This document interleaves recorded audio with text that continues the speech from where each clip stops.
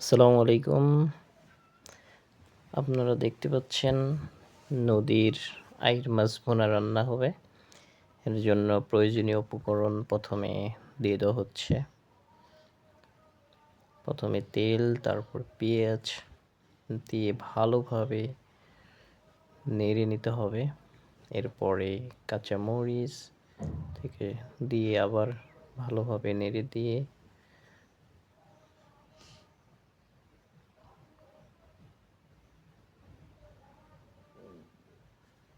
ভালোভাবে নাড়তে থাকতে হবে, বেশি বেশি নাড়তে হবে। যত নাড়া হবে তত স্বাদ। এরপরে আরও কিছু মশলা অ্যাড করা হচ্ছে।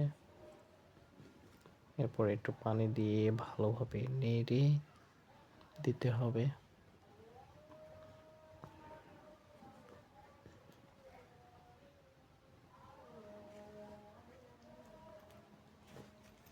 দেখেন কত সুন্দর যখন কালারে চলে এসেছে, এখন আইড় মাছগুলো দিয়ে দিতে হচ্ছে।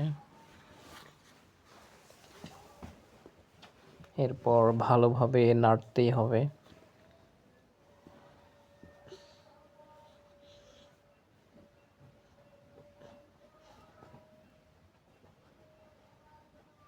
দেখেন কত সুন্দর কালার চলে এসেছে। বেশি করে নেড়ে পানি দিতে হবে হালকা করে, যাতে পুড়ে নেওয়া যায়। পুড়ে গেলে তো স্বাদ থাকবে না, এই কারণে যাতে পুড়ে না যায় সেই জন্য পানি দিতে হবে। এখন পানি দেওয়ার পরে ঢেকে দেওয়া হবে।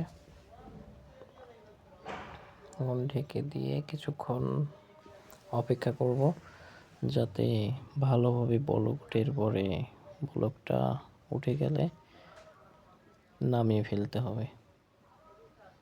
দেখেন কত সুন্দর হয়েছে, অনেক সুন্দর লাগতেছে।